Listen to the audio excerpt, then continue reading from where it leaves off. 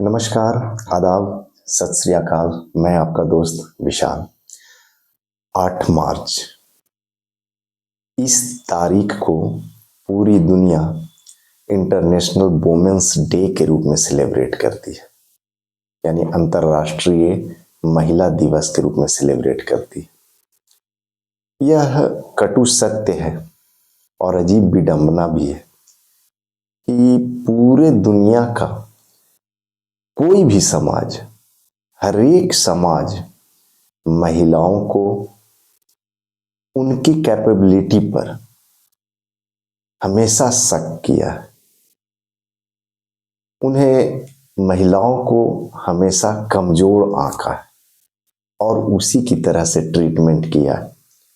तो मैंने भी सोचा कि क्यों ना आज के दिन नारी शक्ति पर केंद्रित एक वीडियो बनाया जाए। अंबेडकर साहब का भी कहना था कि यदि किसी समाज, किसी घर का अगर आकलन करना हो तो वहां की महिलाओं की स्थिति को देख लीजिए। उससे आपको उस पूरे समाज, उस पूरे परिवार, उस पूरे घर का आइडिया पता चल जाएगा। तो जब मैं इस पर कंटेंट तैयार करने बैठा तो कई सारे उदाहरण मिल रहे थे, लेकिन मुझे एक उदाहरण बहुत ही इंटरेस्टिंग लगा और वो है हमारी पूर्व प्रधानमंत्री इंदिरा गांधी जी। इंदिरा गांधी जी के साथ भी कुछ वैसा ही हुआ था, लेकिन उन्होंने अपने नए सोच से सभी समाज की सभी शंकाओं को दरकिनार करते हुए उन्होंने जो रास्ता अख्तियार किया और जो निर्णय लिया, उससे आज यकीन मानिए, आज जो भी हमारा भारत देश है उसमें उनका बहुत बड़ा योगदान है। आज जिस भी स्थिति में, जितना पावरफुल आज हमारा कंट्री है, उसमें उनका, मेरा व्यक्तिगत राय है कि अगर सबसे बड़ा योगदान मैं अगर मानता हूं तो इंदिरा गांधी जी का है। तो चलिए आज इंदिरा गांधी जी के बारे में, उनके कुछ निर्णय के बारे में, कुछ कार्य के बारे में हम लोग देखते हैं। अक्सर देखा गया है कि महिलाएं पुरुषवादी सोच के अंतर्गत अपने आप को ढाल लेती है। ये अक्सर, ये सच्चाई है। आप घर में भी देख लेंगे, इसे इनकार नहीं किया जा सकता है। सामान्यतः मैं बोल रहा हूँ, है ना, देयर इज एक्सेप्शंस, है ना, लेकिन सामान्यतः आप देखेंगे वोटिंग का भी मामला हो तो वहां पर अक्सर आप देखेंगे कि जहां पर घर के जो मेल मेंबर जिसको वोट कर रहे होंगे तो महिलाएं भी उसी को वोट करती। अक्सर अक्सर मैं कह रहा हूं, मैंने इस बात को ध्यान दीजिएगा। खैर चलिए, तो आज इंदिरा गांधी जी के बारे में कुछ इंटरेस्टिंग फैक्ट आप लोग के सामने प्रस्तुत कर रहा हूं। इस वीडियो में आप लोग बने रहिएगा। यद्यपि ये थोड़ा सा लंबा हो जाएगा वीडियो, लेकिन यकीन मानिए आपको बहुत कुछ जानने को मिलेगा और बहुत ही इंटरेस्टिंग लगेगा। ठीक है, तो चलिए वीडियो को शुरू करते हैं। बात 1966 की है। 1966 में हमारे पूर्व प्रधानमंत्री लाल बहादुर शास्त्री जी का एकाएक निधन हो जाता है और निधन होते के साथ ही अब प्रधानमंत्री पद पर किसी को तो बिठाना था। तो उस समय मोरारजी देसाई इस रेस में बहुत आगे थे और मोरारजी देसाई जी बहुत पावरफुल नेता थे, कांग्रेस के कद्दावर नेता थे उस समय। और उस समय के कांग्रेस के जो प्रेसिडेंट थे के कामराज साहब थे। लेकिन राजनीति में तो ये होता ही है कि लोग किंग मेकर बनना चाहते हैं। वो चाहते हैं कि ऐसे पपेट को बिठाया जाए जिसको अपनी उंगलियों पर नचाया जाए। तो के कामराज साहब जानते थे कि अगर मोरारजी देसाई साहब अगर प्रधानमंत्री बन जाते हैं तो उनकी तो चलने वाली है नहीं। तो के कामराज साहब ने इसका तोड़ निकाला। के कामराज साहब ने उस समय इंदिरा गांधी जी को प्रधानमंत्री पद पर बिठा दिया। अब ये सोच लीजिए, के कामराज साहब ये समझ रहे थे, है ना, कि ये तो लड़की है ना, जैसा सामान्य सोच होता है, पुरुषवादी सोच, है ना, इसको तो मैं जैसे चाहूंगा वैसे, है ना, अपनी उंगलियों पर नचा दूंगा। और वो चाह रहे थे कि एक तीर से दो निशाने, है ना, यानी अपना सत्ता, अपना मनमानी भी चलेगा और जो उनके कॉम्पिटिटर थे मोरारजी देसाई साहब, वो भी, उनको भी मतलब कंट्रोल में रखने का मौका मिल जाएगा। खैर, इंदिरा गांधी जी प्रधानमंत्री पद पर बैठती हैं और 1967 में इलेक्शन होना था, लोकसभा का इलेक्शन होना था। तो इस दरमियान 1966 से 67 तक किसी तरह सरकार चलते रहती है, इंदिरा गांधी प्राइम मिनिस्टर के रूप में काम करते रहती हैं। और इसी दरमियान राम मनोहर लोहिया जी ने ये बात को समझ गए थे कि इंदिरा गांधी जी को एक पपेट के रूप में यूज किया जा रहा है। तो उन्होंने ही इस समय गैर कांग्रेसवाद का नारा दिया था और इंदिरा गांधी को गूंगी गुड़िया के नाम से बोला था। ये तो गूंगी गुड़िया है ना, मीन्स सब कोई, है ना, उनको कम आंक रहा था। लेकिन ये गूंगी गुड़िया बाद में क्या की थी, है ना, ये तो खैर देखा ही गया, है ना, पूरा सब चीज बदल करके रख दी थी। खैर, बात आगे बढ़ाते हैं।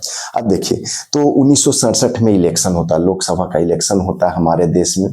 कांग्रेस किसी भी तरह से, बहुत अच्छे ढंग से नहीं, क्योंकि राम मनोहर लोहिया साहब भी उस समय गैर कांग्रेसवाद का नारा दे चुके थे और फिर से कांग्रेस जीत जाती है और इंदिरा गांधी जी प्राइम मिनिस्टर के रूप में काबिज होती हैं और मोरारजी देसाई साहब डिप्टी प्राइम मिनिस्टर के रूप में बैठते हैं और उनके पास फाइनेंस मिनिस्टर भी बनते हैं वो, यानी दो दो पद उनको मिलता है, डिप्टी प्राइम मिनिस्टर और वित्त मंत्री के रूप में वो काम करते हैं। सॉरी, अब देखिएगा, मोरारजी देसाई साहब का जो सोच था, पूंजीवादी सोच था, वो हमेशा प्राइवेटाइजेशन को ज्यादा प्रेफर करते थे, जबकि इंदिरा गांधी जी का सोच इनके अगेंस्ट था।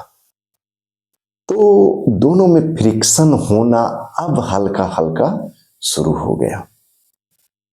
इंदिरा गांधी जी जहां प्रीवी पर्स खत्म करना चाह रही थी, प्रीवी पर्स आपको ख्याल होगा कि जो रियासत हमारे देश में मिले थे सरदार वल्लभ भाई पटेल जी ने के कठिन अथक प्रयास से जितने भी रियासत को भारत में मिलाया गया था, तो उस समय ये टर्म और कंडीशन बना था कि जो भी रियासत मिले थे उनको उनके जो राजा महाराजा जो भी थे, है ना, उनके जो भी वंशज थे, उनको भारी मात्रा में पेंशन दिया जाता था। भारत सरकार पेंशन देती थी, जिसको प्रीवी पर्स के रूप में कहा जाता था।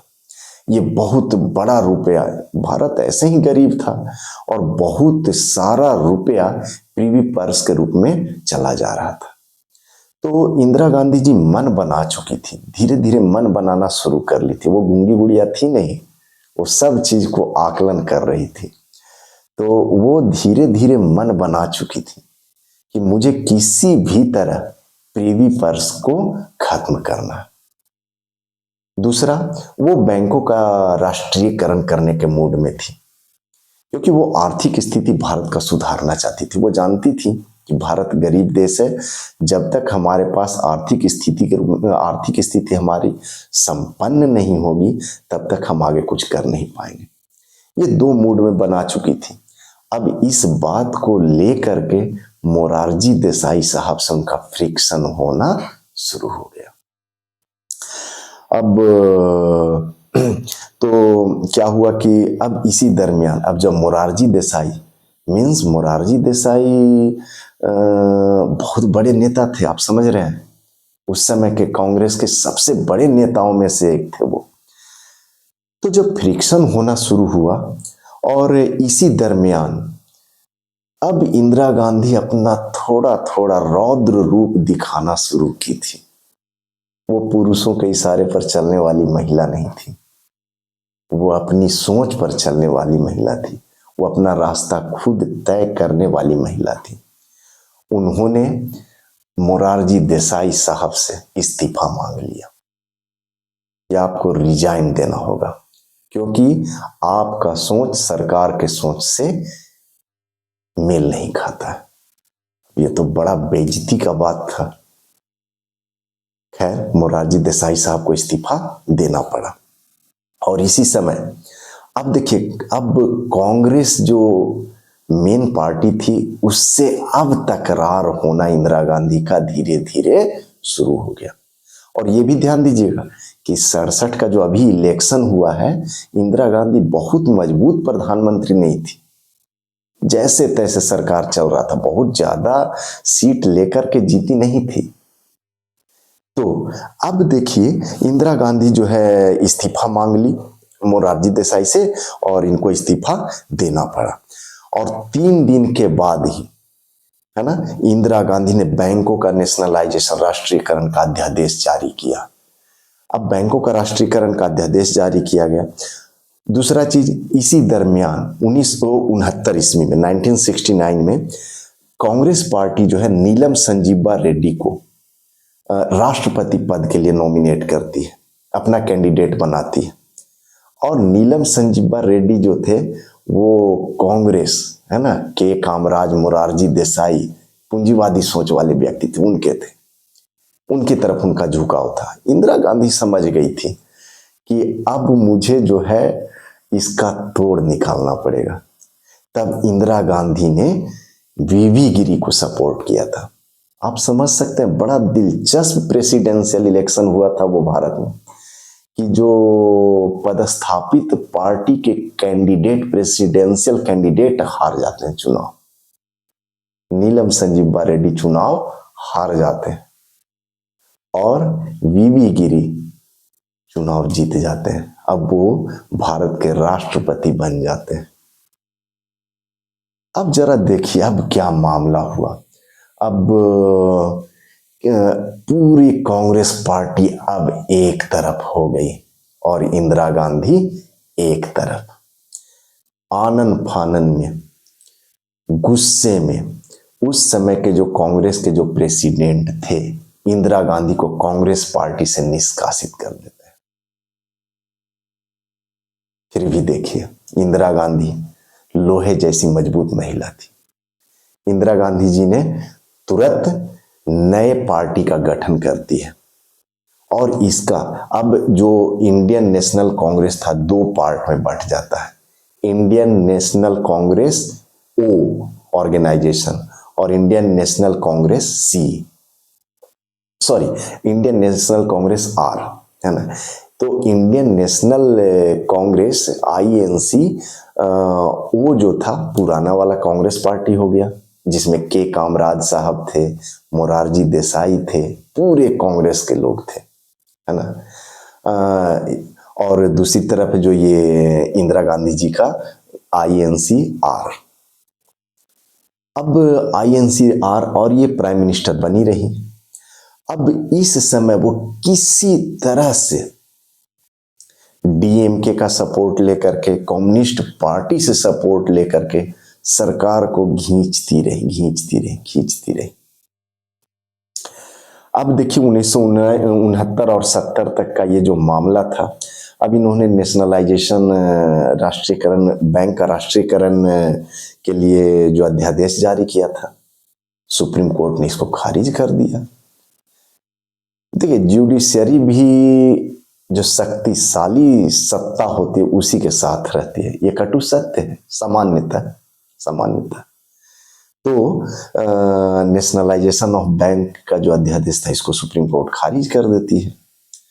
अब जब खारिज कर दी, फिर प्रीवी पर्स को खत्म करने के लिए इंदिरा गांधी जी ने संविधान में संशोधन के लिए कार्य किया, तो राज्यसभा में 1 वोट से हार गई। अब तब ये राष्ट्रपति से अध्यादेश जारी करवाती है, आदेश भी निकलवाती है। लेकिन सुप्रीम कोर्ट फिर से इस अध्यादेश को भी खारिज कर देती है। अब देखिए, अभी जिस समय सुप्रीम कोर्ट इस अध्यादेश को खारिज की, अब इंदिरा गांधी मूड बना चुकी थी कि इस तरह से तो मैं सरकार नहीं चला पाऊंगी, मुझे कुछ नया करना होगा। वो घुट घुट कर रहने वाली, सहने वाली महिला नहीं थी, वो अपने रास्ते पर चलने वाली महिला थी। वो नए भारत के निर्माण के लिए कटिबद्ध हो चुकी थी। वह जनता में 20 सूत्री कार्यक्रम का प्रचार प्रसार करने लगी थी और उन्होंने इसी दरमियान वो जनता के बीच में प्रीवी पर्स खत्म करने के लिए और बैंकों का राष्ट्रीयकरण के लिए जनता के बीच में ये संदेश देने लगी थी कि जब भी मैं काफी शक्तिशाली हो जाऊंगी तो मैं इस दोनों को जरूर खत्म करूंगी। तो इस तरह से काम होने लगा। खैर, वो एक मौके के तलाश में थी और वही मौका तब मिला जब प्रीवी पर्स के लिए जो ये राष्ट्रपति से आदेश निकलवाई थी खत्म करने के लिए, जब सुप्रीम कोर्ट ने खारिज कर दिया, ये दिसंबर 1970 की बात है, तब इन्होंने कहा कि अब मैं इलेक्शन लड़ूंगी, अब मैं इस सरकार को मतलब खत्म करके, है ना, इलेक्शन करवाना, नया इलेक्शन करवाना। बड़ा दिलचस्प बात है उनका प्लानिंग। आप देखिएगा कि जो इलेक्शन पहले जो होते थे 5-5 साल पर होते थे। 1952 में पहला इलेक्शन हुआ था, 57, 62, 67, 67 में इलेक्शन हुआ। अब 67 के बाद 5 साल यानी 72 में इलेक्शन होना था, जो कि इंदिरा गांधी जी ने 1 साल पहले इलेक्शन करवा लिया। और ये करवा करके एक फायदा वो और ले ली। पहले जब भी होता था लोकसभा का इलेक्शन और विधानसभा का इलेक्शन दोनों एक साथ होता था। आपको ये दिलचस्प भी लगेगा, अभी नरेंद्र मोदी जी के अभी ये काम करने जा रहे हैं ना, इसके लिए काफी तत्पर है कि लोकसभा और विधानसभा का इलेक्शन एक साथ होना चाहिए। ये इंदिरा गांधी जी का ही किया हुआ था कि उन्होंने लोकसभा का इलेक्शन चालाकी से जो 72 में होना था वो 1971 फरवरी मार्च में करवा ली थी। इसके पीछे वो वजह थी, उनका प्लानिंग बहुत तगड़ा था। हुआ क्या था कि क्षेत्रीय पार्टी जब लोकसभा और विधानसभा का चुनाव एक साथ होता था तो लोकसभा में क्षेत्रीय पार्टी अपने क्षेत्रीय मुद्दों की वजह से हावी हो जाते थे और लोकसभा में चुनाव में इसका असर दिख जाता था क्षेत्रीय पार्टी का। इससे बड़ा स्थिति गड़बड़ हो जाता था। खैर, जब ये इलेक्शन होता है काफी धूमधाम से, और देखिएगा ये भी दिलचस्प है। अब समझिए, इंदिरा गांधी अकेले एक तरफ, उनके साथ पूरी जनता खड़ी है, और दूसरे तरफ पूरे भारत के जितने नेता थे इनके एंटी में। 4 पार्टियों का ग्रैंड अलायंस बनता है, आप समझ लीजिए, इनके विपक्ष में। तो विपक्ष में जो सबसे पहली पार्टी थी, है ना, मोरारजी देसाई और के कामराज साहब की पार्टी, यानी INCO, है ना, जो ओरिजिनल कांग्रेस पार्टी थी, है ना, वो। फिर दूसरी पार्टी थी सी राजगोपालाचारी जी की। तीसरी पार्टी थी भारतीय जनसंघ, है ना, जो आज है ना उसी का रूप है BJP। और तीसरी पार्टी थी जॉर्ज फर्नांडिस साहब की। ये सभी लड़े थे। बड़ा दिलचस्प बात है कि 1971 के इलेक्शन का जब रिजल्ट आया तो 352 सीट से जीत गई इंदिरा गांधी। और ये जो ग्रैंड अलायंस था मात्र 49 सीट ला पाई। सोच सकते हैं कि कितना पावर लेकर के आ गई, कितना पावर में। काफी धूमधाम से वो प्रधानमंत्री बनती है, काफी धूमधाम से। अब इनकी पॉपुलैरिटी, है ना, अब इनको कोई रोकने वाला नहीं था, कोई रोकने वाला नहीं था। जो इनके विरोधी भी थे सभी चारों खाने चित्त हो गए थे। अब इनके हाथ में पूरी की पूरी सत्ता थी, पूरा भारत इनके पास था। आप समझ सकते हैं कि इसके बाद 72 में जब विधानसभा का जब चुनाव हुआ था तो जितने भी जगह चुनाव हुआ सभी राज्यों में कांग्रेस की सरकार आ गई। कांग्रेस में से इंदिरा गांधी की सरकार आ गई। समझ सकते हैं कि इनके पास अब कितना पावर है। राज्यसभा भी इनके हाथ में, लोकसभा भी इनके हाथ में, विधानसभा राज्यों की इनके हाथ में, विधान परिषद भी इनके हाथ में, सारे की सारी। अब इनका जो रौद्र रूप निगेटिव में ना लीजिएगा, है ना, काफी मतलब शक्ति के साथ वो अब भारत का दशा और दिशा कंट्रोल करने वाली थी। और बड़ा दिलचस्प है कि आते के साथ ही, है ना, इन्होंने प्रीवी पर्स का मामला हो या बैंकों का नेशनलाइजेशन हो, ये सब काम उन्होंने किया। बड़ा दिलचस्प बात है, संपत्ति का मूल अधिकार, संपत्ति हमारा मूल अधिकार था, जिसको भी इन्होंने खारिज करवा दिया था, उसको मूल अधिकार से ही हटवा दिया। कितना पावर था, कितना पावर उनके पास था। और ये पावर अपने देश की भलाई के लिए उन्होंने किया। एक बहुत ही दिलचस्प मामला है, यद्यपि ये वीडियो थोड़ा लंबा हो रहा है ना, लेकिन आप लोग धैर्य रख करके जरूर सुनिएगा, है ना।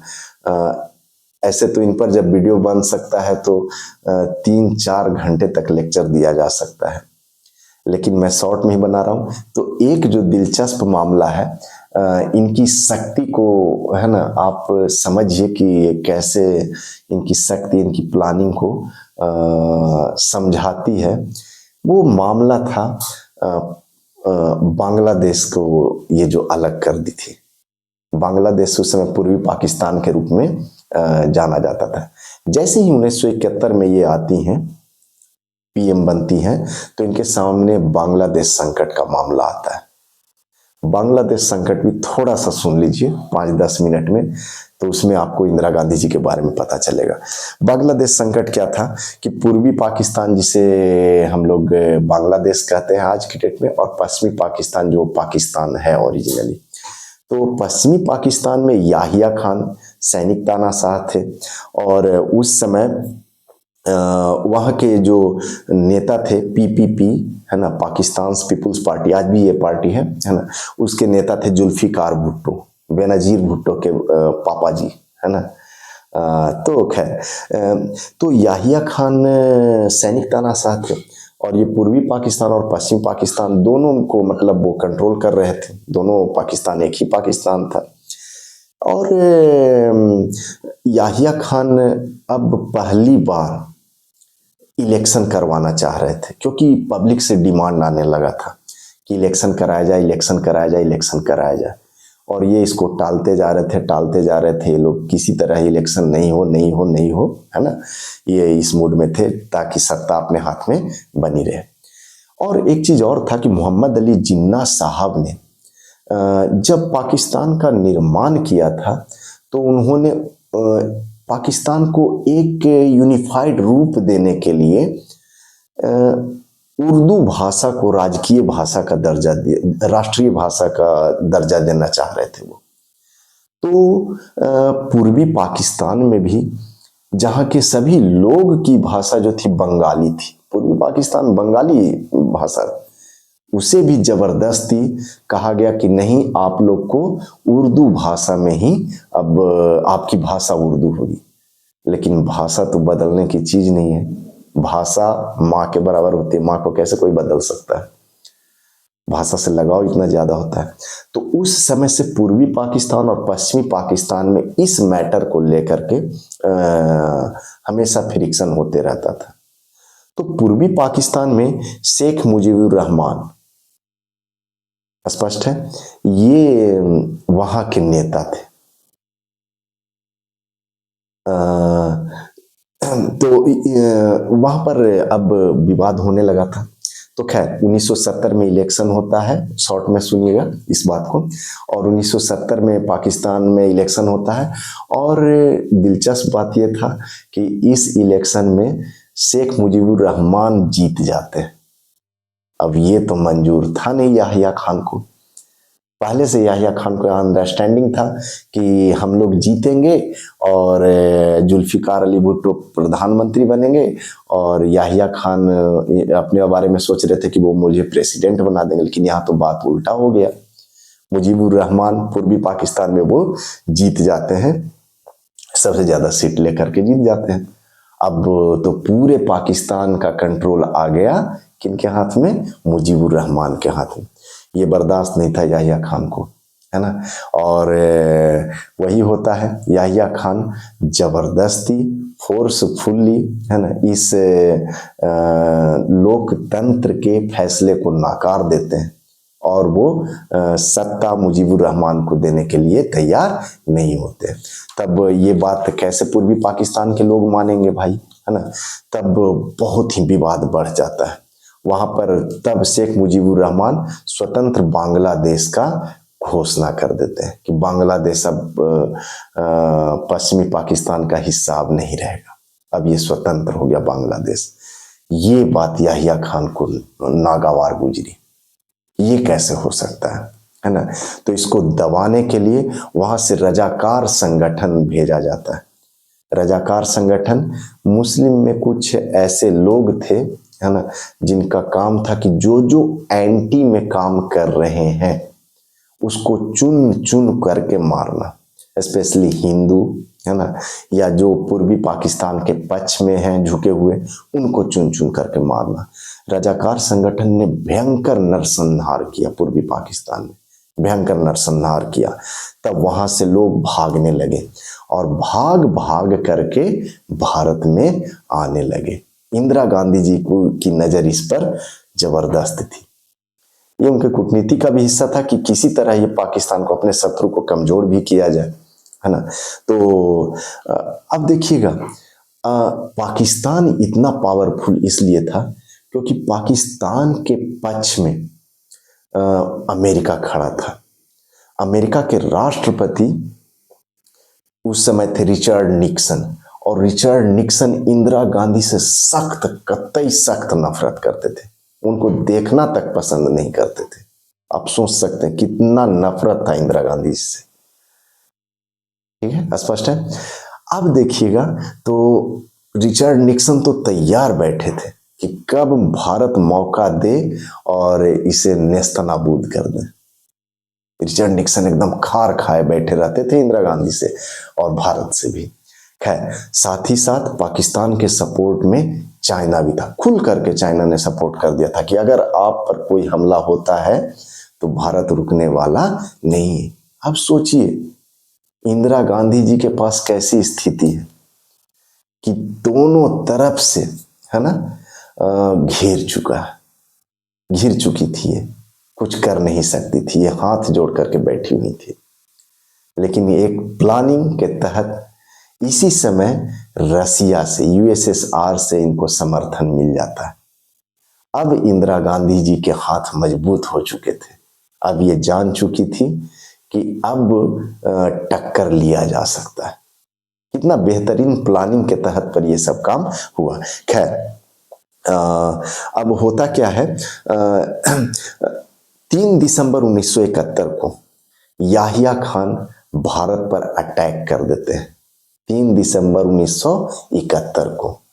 और इधर दोनों तैयार थे, अमेरिका भी और चाइना भी। लेकिन इंदिरा गांधी भी कम नहीं थी। इंदिरा गांधी जी, उन्होंने मानिक शाह को बुलाया और बोला कि जितना जल्दी हो, अमेरिका चाइना ये सब के आने से पहले जितना जल्दी हो अपने दल बल के साथ जैसे भी हो, हमको एकदम ही लड़ाई, एकदम युद्ध जीतना है ना, ठीक है। मानिक शाह ने उनके ऑर्डर को पूरी तरह से फॉलो किया और 6 दिसंबर को स्वतंत्र बांग्लादेश का जन्म हो गया। बांग्लादेश का जन्म हो गया, है ना। और 16 दिसंबर तक हमारी भारतीय सेना पाकिस्तानी सेना के 93,000 सैनिक को अपने कब्जे में कर लिया था और 15,000 स्क्वायर किलोमीटर एरिया भारतीय फौज ने कब्जे में ले लिया था पाकिस्तान का। इस शर्त पर आकर के पाकिस्तान है जो सरेंडर कर देता है। दिलचस्प बात है कि अमेरिका का 7वां बेड़ा हिंद महासागर तक पहुंच चुका था, है ना। 7वां बेड़ा हिंद महासागर तक पहुंच चुका था और उस बेड़े में परमाणु शक्ति से लैस था वो बेड़ा, है ना। लेकिन अब क्या किया जा सकता है, जब पाकिस्तान ने आत्मसमर्पण कर दिया, इंदिरा गांधी जी की ऐसी प्लानिंग ही थी, है ना, कि उन्होंने ऐसा कर लिया। फिर जाकर के जून 1972 में शिमला समझौता होता है, जहां पर जो जुल्फिकार अली भुट्टो, है ना, अकड़ में थे, आज वो गिड़गिड़ा रहे थे किनके सामने, इंदिरा गांधी जी के सामने, कि मैडम कुछ ऐसा कीजिए, हमारे सैनिक छोड़ दीजिए, हमारा जो जगह है उसको छोड़ दीजिए, प्लीज कुछ ऐसा कीजिए कि मैं जब पाकिस्तान लौटूं तो मैं अपने जनता को कुछ मुंह दिखा सकूं। गिड़गिड़ा रहे थे, विनती कर रहे थे और इंदिरा गांधी जी ये मान भी गई। बड़ा दिल था, मान गई, है ना।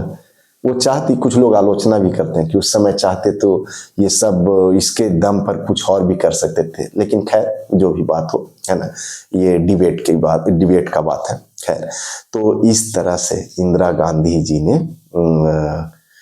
अपनी धाक पूरी दुनिया में, अब पूरा दुनिया उनका मतलब इंदिरा गांधी को सशक्त महिला शासिका के रूप में देखने लगी। तो ये वीडियो बनाने का मेरा मेन मकसद था कि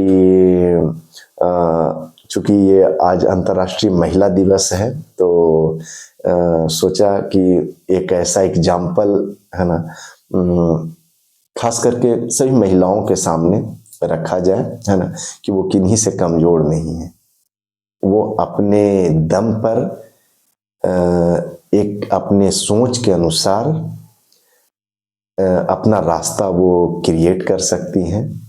किसी के पीछे लग्गू बनने की जरूरत नहीं है। अपने और दुनिया में इंदिरा गांधी जी की तरह नाम कर सकती है। ठीक है, थैंक यू, धन्यवाद।